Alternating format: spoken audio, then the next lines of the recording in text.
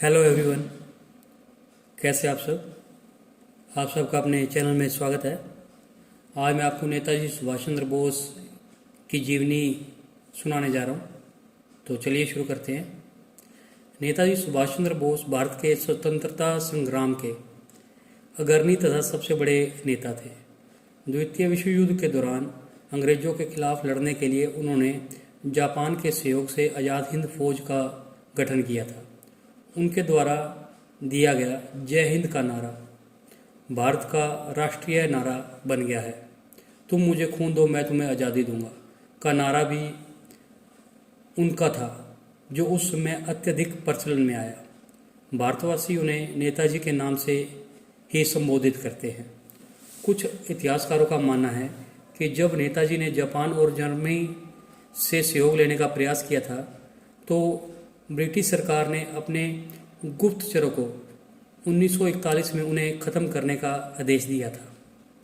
नेताजी 5 जुलाई 1943 को सिंगापुर के town hall के सामने सुप्रीम कमांडर के रूप में सेना को संबोधित करते हुए दिल्ली चलो का नारा दिया था और जापानी सेना के साथ मिलकर ब्रिटिश व कॉमनवेल्थ सेना से बर्मा सहित इम्फाल और कोहिमा में एक साथ जमकर मोर्चा लिया।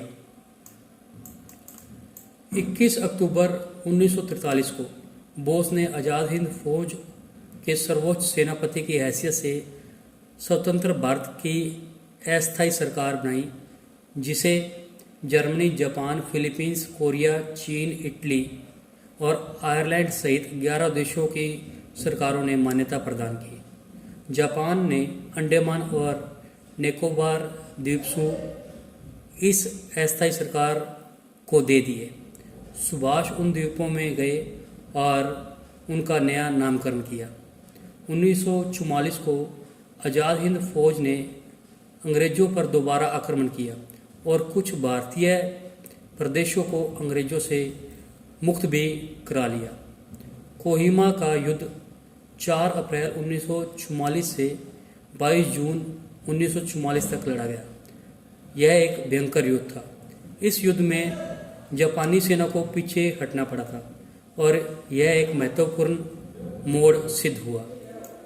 6 जुलाई 1944 को उन्होंने रंगून रेडियो स्टेशन से महात्मा गांधी के नाम एक प्रसारण जारी किया, जिसमें उन्होंने इस निर्णायक युद्ध में विजय के लिए उनका आशीर्वाद और शुभकामनाएं मांगी। नेताजी की मृत्यु को लेकर आज भी विवाद है। जहां जापान में प्रतिवर्ष 18 अगस्त को उनका शहीदी दिवस धूमधाम से मनाया जाता है, वहीं भारत में रहने वाले उनके परिवार के लोगों का आज भी यह मानना है कि सुभाष चंद्र की मौत 1945 में नहीं हुई, वे उसके बाद रूस में नज़रबंद थे।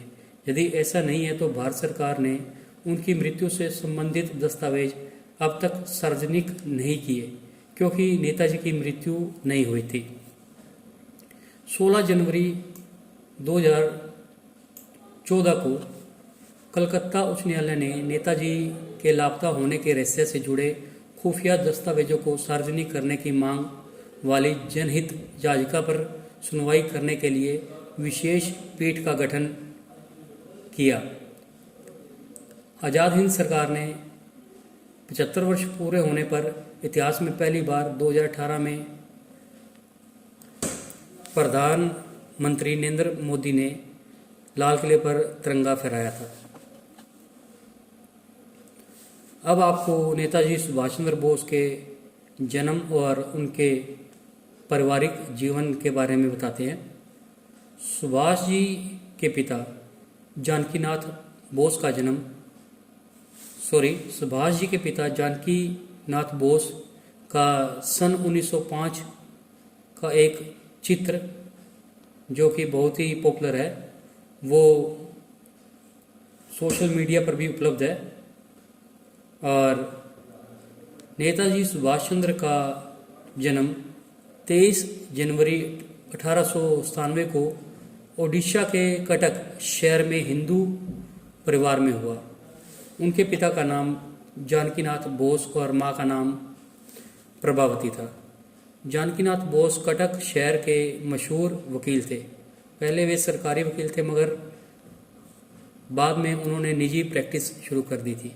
उन्होंने कटक की महापालिका में लंबे समय तक काम किया था और वे बंगाल विधानसभा के सदस्य भी रहे थे। अंग्रेजी सरकार उन्हें राय बहादुर का खिताब भी दिया।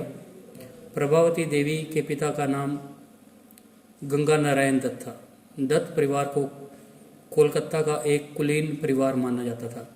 प्रभावती और जानकीनाथ बोस की कुल मिलाकर 14 संतानें थी, जिसमें 6 बेटियां और 8 बेटे थे। सुभाष उनकी 9वीं संतान और 5वें बेटे थे। अपने सभी भाइयों में से सुभाष को सबसे अधिक लगाव शरत चंद्र से था। शरत बाबू प्रभावती और जानकीनाथ के दूसरे बेटे थे। सुभाष उन्हें मेजदा कहते थे। शरत बाबू की पत्नी का नाम विभावती था। सुभाष चंद्र बोस जी के स्वतंत्रता संग्राम में प्रवेश और उससे संबंधित कार्यों के बारे में आपको बताते हैं। कोलकाता के स्वतंत्रता सेनानी देशबंधु चित्तरंजन दास के कार्य से प्रेरित होकर सुभाष चंद्र दास बाबू के साथ काम करना चाहते थे। इंग्लैंड से उन्होंने दास बाबू को खत लिखकर उनके साथ काम करने की इच्छा प्रकट की। रविंद्रनाथ ठाकुर की सलाह के अनुसार भारत वापस आने पर वे सर्वप्रथम मुंबई गए और महात्मा गांधी से मिले। मुंबई में गांधी जी मणि भवन में निवास करते थे। वहाँ 20 जुलाई 1921 को गांधी और सुभाष के बीच पहली मुलाकात हुई। गांधी ने उन्हें कोलकाता जाकर दास बाबू के साथ काम करने की सलाह दी। इसके बाद सुभाष कोलकाता आकर दास बाबू से मिले। उन दिनों गांधी जी ने अंग्रेज सरकार के खिलाफ असहयोग आंदोलन चला रखा था। दास बाबू इस आंदोलन का बंगाल में नेतृत्व कर रहे थे। उनके साथ सुभाष इस आंदोलन में सहभागी हो गए। गांधी द्वारा 5 फरवरी 1922 को चोरा चोरी घटना के बाद असहयोग आंदोलन बंद कर दिया गया, जिसके कारण 1922 में दास बाबू ने कांग्रेस के अंतर्गत स्वराज पार्टी की स्थापना की। विधानसभा के अंदर अंग्रेज सरकार का विरोध करने के लिए कोलकाता महापालिका का चुनाव स्वराज पार्टी ने लड़कर जीता। दास बाबू कोलकाता के महापौर बन गए। उन्होंने सुभाष को महापालिका का प्रमुख कार्यकारी अधिकारी बनाया। सुभाष अपने कार्यकाल में कोलकाता महापालिका का पूरा ढांचा और काम करने का तरीका ही बदल डाला। कोलकाता में सभी रास्तों के अंग्रेजी नाम बदलकर उन्हें भारतीय नाम दिए गए। स्वतंत्रता संग्राम में प्राण न्यौछावर करने वाले परिवारजनों को महापालिका में नौकरी मिलने लगी। बहुत जल्दी ही देश के एक महत्वपूर्ण नेता के रूप में उभरे सुभाष चंद्र बोस। जवाहरलाल नेहरू के साथ सुभाष ने कांग्रेस के अंतर्गत युवकों की इंडिपेंडेंस लीग शुरू की। 1927 में जब साइमन कमीशन भारत आया, तब कांग्रेस ने उसे काले झंडे दिखाए। कोलकाता में सुभाष ने भी इस आंदोलन का नेतृत्व किया। साइमन कमीशन को जवाब देने के लिए कांग्रेस ने भारत का भावी संविधान बनाने का काम 8 सदस्यीय आयोग को सौंपा गया। मोतीलाल नेहरू इस आयोग के अध्यक्ष और सुभाष उनके एक सदस्य थे। इस आयोग ने नेहरू की रिपोर्ट पेश की। 1928 में कांग्रेस का वार्षिक अधिवेशन मोतीलाल नेहरू की अध्यक्षता में कोलकाता में हुआ। इस अधिवेशन में सुभाष ने खाकी गणवेश धारण करके मोतीलाल नेहरू को सैन्य तरीके से सलामी दी। गांधी जी उन दिनों पूर्ण स्वराज की मांग से सहमत नहीं थे। इस अधिवेशन में उन्होंने अंग्रेज सरकार से डोमिनियल स्टेटस मांगने की ठान ली थी, लेकिन सुभाष बाबू और जवाहरलाल नेहरू को पूर्ण स्वराज की मांग से पीछे हटना मंजूर नहीं था। अंत में यह तय किया गया कि अंग्रेज सरकार को डोमिनियल स्टेटस देने के लिए 1 साल का वक्त दिया जाए। अगर 1 साल में अंग्रेज सरकार ने यह मांग पूरी नहीं की तो कांग्रेस पूर्ण स्वराज की मांग करेगी, परंतु अंग्रेज सरकार ने यह मांग पूरी नहीं की। इसलिए 1930 में जब कांग्रेस का वार्षिक अधिवेशन जवाहरलाल नेहरू की अध्यक्षता में लाहौर में हुआ, तब ऐसा तय किया गया कि 26 जनवरी का दिन स्वतंत्रता दिवस के रूप में मनाया जाएगा। जवाहरलाल के साथ भी नेताजी सुभाष चंद्र बोस के काफ़ी अच्छे संबंध थे। नेताजी सुभाष चंद्र बोस को अपने सार्वजनिक जीवन में कुल 11 बार कारावास हुआ। सबसे पहले उन्हें 16 जुलाई 1921 में 6 महीने का कारावास हुआ। 1925 में गोपीनाथ साहा नामक एक क्रांतिकारी कोलकाता के पुलिस अधीक्षक चार्ल्स टेगार्ट को मारना चाहता था। उसने गलती से अर्नेस्ट डे नामक एक व्यापारी को मार डाला। इसके लिए उसे फांसी की सजा दी गई थी। गोपीनाथ को फांसी होने के बाद सुभाष फूट फूट कर रोए। उन्होंने गोपीनाथ का शव मांगकर उनका अंतिम संस्कार किया। इससे अंग्रेज सरकार ने यह निष्कर्ष निकाला कि सुभाष ज्वलंत क्रांतिकारियों में से न केवल संबंध ही रखते हैं अपितु वह उन्हें उत्प्रेरित भी करते हैं। इसी बहाने अंग्रेज सरकार ने सुभाष को गिरफ्तार किया और बिना कोई मुकदमा चलाए उन्हें अनिश्चित काल के लिए म्यांमार के मांडले कारागृह में बंदी बनाकर भेज दिया। अब आपको नेताजी सुभाष चंद्र की दुर्घटना और मृत्यु की खबर के बारे में बताते हैं। द्वितीय विश्व युद्ध में जापान की हार के बाद नेताजी को नया रास्ता ढूंढना जरूरी था।